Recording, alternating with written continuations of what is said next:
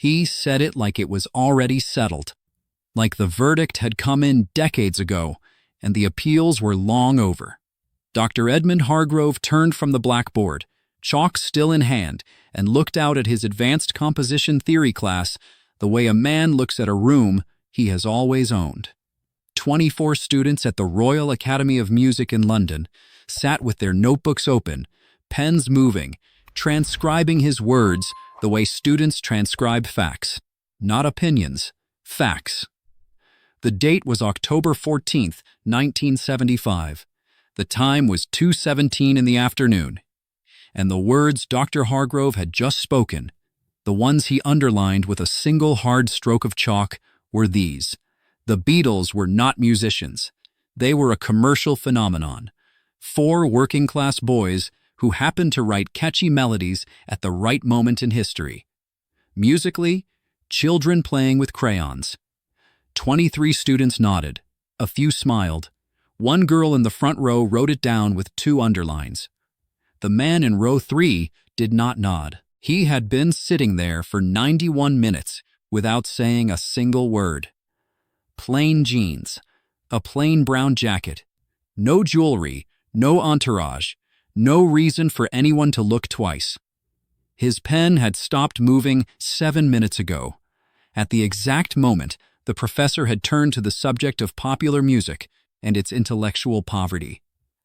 Now the pen rested on the desk, perfectly still, the way an object goes still when the hand holding it has suddenly found something more important to do than write. The professor moved to his next point. Beethoven, Bach, Brahms, the architecture of real music. The man in row 3 stared at the blackboard. His jaw was tight. His left hand, resting flat on the desk beside his motionless pen, had the look of a hand that was choosing, very carefully, not to move. Nobody in that wood-paneled room knew his name. Nobody had looked at him long enough to wonder. And Dr. Edmund Hargrove, 31 years on the faculty, author of 3 textbooks, the undisputed authority on what music deserved to exist, had not glanced in his direction once. If you've ever been told that what you love isn't serious enough, stay with this story. Because what happened next inside that lecture hall has never quite been forgotten by anyone who witnessed it.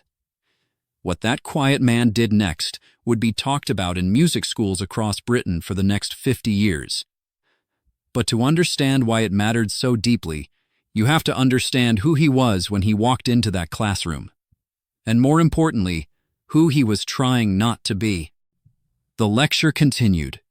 Dr. Hargrove's voice moved through the room with the unhurried confidence of a man who had never once been interrupted and did not expect to be interrupted now. He spoke about the degradation of musical standards in the modern era. He spoke about the difference between popularity and artistry. He spoke about what separated real composition from commercial noise. And the 24 students in front of him kept writing, because this was the Royal Academy of Music, and when Dr. Hargrove spoke, you wrote it down. James Holton, 22 years old, second-year composition student, sat 2 seats to the right of the quiet man in row 3. He had been watching the quiet man from the corner of his eye for the last 4 minutes. He had watched the pen go still.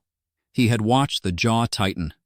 And now he watched the left hand, flat on the desk, fingers pressing slightly into the wood. And he made a very careful decision not to look directly at the quiet man again, because looking directly at him felt suddenly like standing too close to something about to move. At the front of the room, the professor drew a structural diagram on the board. Harmonic complexity, contrapuntal depth, the vertical axis of musical greatness. The Beatles did not appear on the diagram. They did not qualify for the diagram. The girl in the front row underlined something else. The man in row 3 looked at the diagram for a long moment. They were the same hands that had first found piano keys in a terraced house in Allerton, Liverpool, at the age of 14.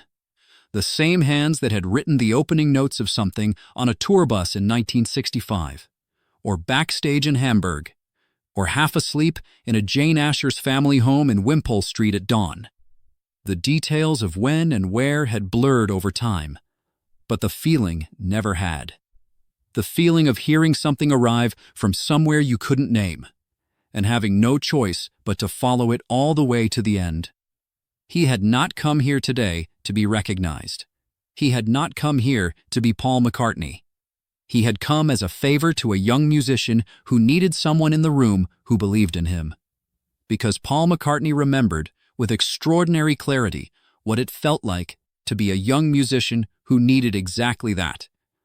But to understand why this particular afternoon hit the way it did, you have to go back to that morning, to the phone call, to the moment he almost said no. That morning, Paul McCartney had been alone in his home studio in St. John's Wood, working on a melody that kept changing its mind. He had been sitting at the piano since 7, a cup of tea gone cold on top of the instrument. His notebook opened to a page with 3 lines crossed out and 1 circled. Wings' last tour had ended in August. The press had spent September being unkind. There had been reviews that used words like overreaching, like desperate, like a man who had never recovered from losing the greatest songwriting partnership in the history of popular music, and was still, 10 years later, trying to prove otherwise. Paul had read those reviews. He always read them, even when he told people he didn't. At 9:15, his phone rang. It was James Holton, the 22-year-old son of an old Liverpool friend, a composition student at the Royal Academy of Music, earnest and talented and terrified in equal measure. His voice on the phone had the careful brightness of someone trying not to sound as desperate as they felt. "Paul, I have a piece being reviewed in the afternoon faculty recital. I know it's a great deal to ask. I know you're busy. But would you come? Just to sit in the back and listen. You wouldn't have to say anything to anyone. I think I'd play it differently if I knew you were there." Paul had been quiet for a moment. He looked at the crossed-out lines in his notebook. He looked at the cold tea. He told no one he was going. No assistant, no driver, no publicist, no photographer. He put on jeans and a plain brown jacket, the kind of outfit that said music teacher's father and nothing more. And he took the tube to Marylebone like an ordinary man on an ordinary Tuesday. Because sometimes the only way to move through the world without the world pressing back was to disappear into it entirely. He arrived at the Royal Academy at 12:40 and slipped in through the main entrance with a group of students who did not look at him twice. Dr. Hargrove's advanced composition theory lecture was still running, overlong, the way all Hargrove lectures ran, and Paul had taken the nearest available seat in row 3 and settled in to wait. He had planned to sit quietly until the lecture ended, then find James, listen to the recital, slip out before anyone noticed. That was the plan. If you've ever watched someone make a plan in the last moment before everything changes, you already know how this goes. Subscribe and stay right here, because in the next few minutes, that simple plan was about to cost one of the greatest musicians alive the last of his patience. Dr. Hargrove was approaching the final section of his lecture, the section about the Beatles, and he was just warming up. Dr. Hargrove set down his previous notes and picked up a fresh page. His voice shifted, the way a lecturer's voice shifts when he arrives at the part he has been building toward all along, the part he believes most completely, the part he has delivered so many times that it no longer feels like opinion. It feels like gravity. Popular music, he said, represents the single greatest act of intellectual surrender in the cultural history of the 20th century. And no example illustrates this more completely than the group that has been most aggressively mythologized in the modern era. He wrote the name on the board. 2 words, capital letters, the Beatles. 4 chords, simple melodies, no command of counterpoint, no understanding of formal harmonic structure, no classical training of any meaningful depth. He turned to face the room. Yesterday, their most celebrated ballad, the song their defenders point to as evidence of genuine artistry, is built on a chord progression that any competent first-year student at this institution could produce before breakfast. The string arrangement was written by a session arranger. McCartney contributed a melody he claimed arrived in a dream. He paused, letting the word land with full weight. A dream. That is what passes for composition in popular music. Unconscious accident, dressed in a suit, and sold to the world as genius. Several students laughed softly. It was the comfortable laughter of people being given permission to feel sophisticated. Paul McCartney heard that laughter. He felt it move through the room like a small, specific cruelty. His pen had been still for 11 minutes. Now it slid from his fingers entirely. It hit the hardwood floor with a sound that was very small, and in the silence that followed, very loud. He did not reach down to pick it up. James Holton, 2 seats away, heard the pen hit the floor and closed his eyes. Because James knew something, the professor did not. He knew something the 24 students in that room did not. He knew who was sitting in row 3, and he knew what the professor had just said. And he knew, with the quiet certainty of someone watching 2 specific things move toward each other, exactly what was about to happen. Dr. Hargrove arrived at his conclusion. He drew himself to his full height, the way men do when they are about to say the thing they most want remembered. The tragedy is not that the Beatles were popular. Popularity is morally neutral. The tragedy is that an entire generation confused popularity with artistry. That millions of ordinary people heard 4 ordinary boys playing ordinary music and told themselves they were witnessing something profound. He set down his chalk. They were not artists. They were a product. A very successful, very well-marketed product. And the sooner serious musicians stop treating them as a reference point for genuine composition, the sooner this institution can return its full attention to music that actually deserves the name. Product. That word had its own silence. It sat in the room and expanded. Paul McCartney stood up. The chair scraped back against the hardwood floor, a single clean sound in a room that had gone perfectly quiet. 24 heads turned. Dr. Hargrove looked up from his notes with the mild irritation of a man unaccustomed to being interrupted and fully prepared to address it. He saw a man in a plain brown jacket rising slowly from row 3. "Yes," Dr. Hargrove said. "Do you have a question?" Paul looked at the blackboard. He looked at the professor. He looked at the blackboard again. And then he said the 5 quietest words he had spoken in years. "May I use your board?" Dr. Hargrove studied the man in the brown jacket for a moment. He saw nothing that concerned him. A visitor, perhaps. A parent. Someone's older brother. He gestured toward the board with the mild tolerance of a man who has occasionally allowed a student to embarrass himself publicly and considered it a teaching moment. "By all means," he said. Paul McCartney walked to the front of the Royal Academy of Music lecture hall and picked up a piece of chalk. He did not look at the room. He did not announce himself, explain himself, or prepare the class for what they were about to see. He simply turned to the blackboard, the same blackboard that had held Dr. Hargrove's diagrams of greatness for 31 years, and he began to write. Fast, certain. The handwriting of a man who had lived inside these notes so long they had stopped being notes and become something closer to a native language. First, he wrote out the full harmonic structure of yesterday, not the simplified version, not the 4-chord reduction that Dr. Hargrove had dismissed from the front of the room.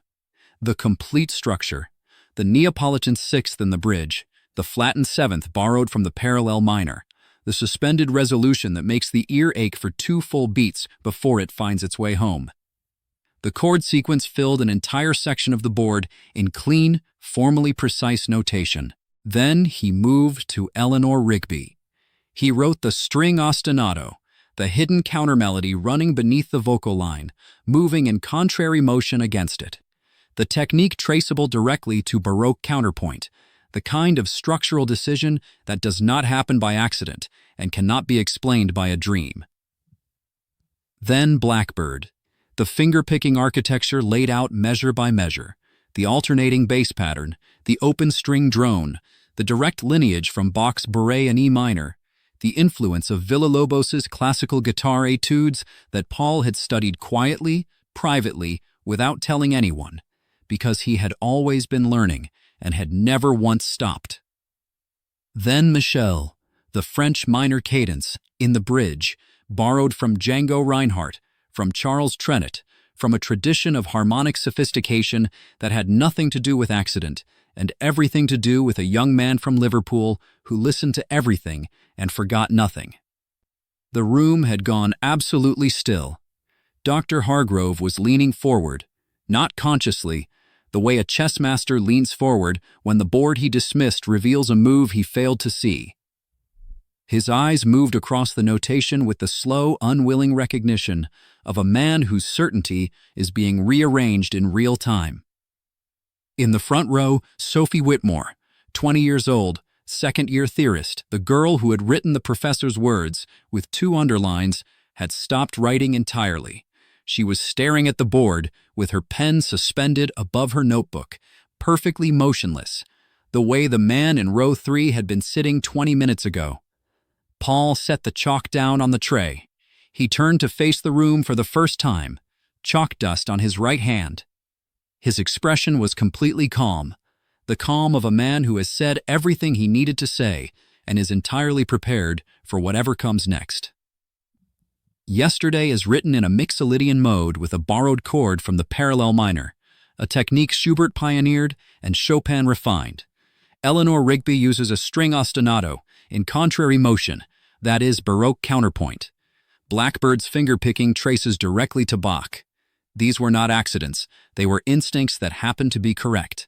And there is a difference between a man who cannot explain what he knows and a man who knows nothing. One of them is still dangerous. If you've ever watched someone quiet an entire room without raising their voice, you know what that silence felt like.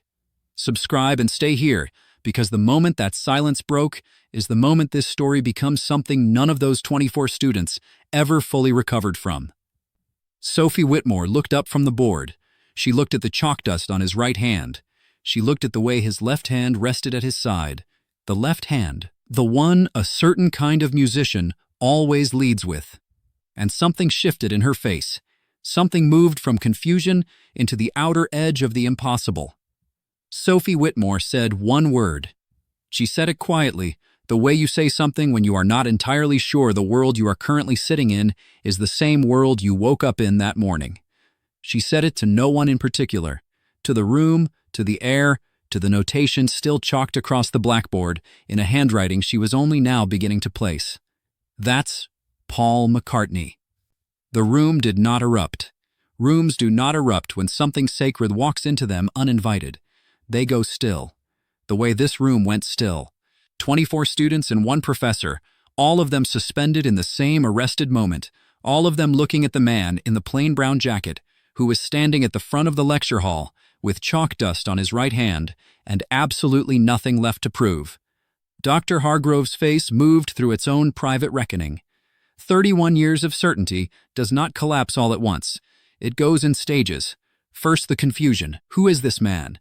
Then the recognition, slow, arriving like a tide rather than a wave. Then something that had no clean academic name.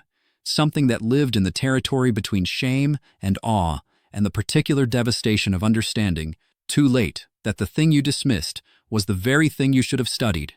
He opened his mouth, then closed it, then tried again. Mr. McCartney, I wasn't aware. I know, Paul said. You weren't supposed to be. A beat. The kind of beat that holds an entire argument inside it. You said yesterday was something a first-year student could write before breakfast.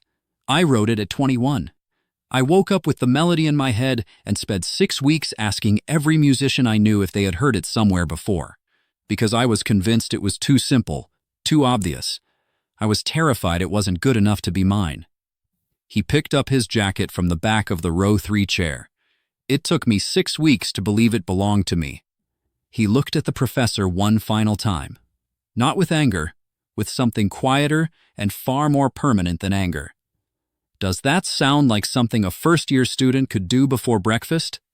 Nobody answered. Nobody in that room was capable of answering. James Holton, in row 3, was staring at his hands. Sophie Whitmore had tears running silently down her face and could not have explained to anyone why. Dr. Hargrove stood at his blackboard, the blackboard he had commanded for 31 years, and looked at the notation covering it. And for the first time in 3 decades, he was not looking at it to judge it. He was looking at it to understand it. Paul McCartney paused at the door. He looked back once, at James. Only at James.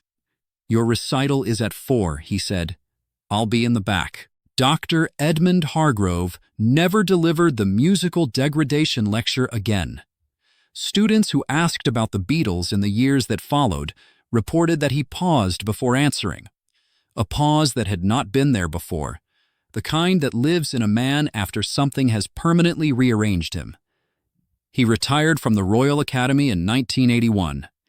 In his final faculty address, he said this: "The most dangerous error an educator can make is to confuse the inability to explain something with the absence of something worth explaining." He did not mention Paul McCartney by name. He did not need to. Sophie Whitmore wrote her doctoral thesis at Cambridge 7 years later on harmonic innovation in post-war British popular music.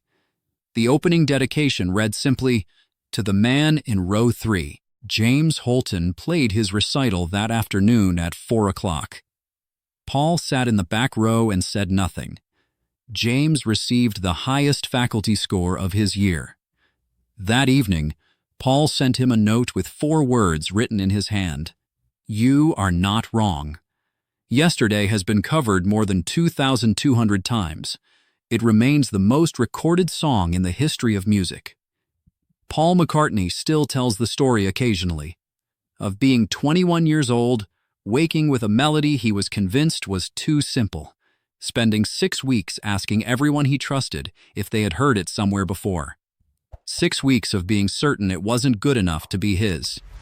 The professor called it simple, the world called it perfect, and the man who wrote it spent 6 weeks afraid it wasn't good enough. Maybe that is precisely why it was. If this story moved you, share it with someone who was ever told their passion wasn't serious enough. Subscribe for more stories of the moments that history almost missed.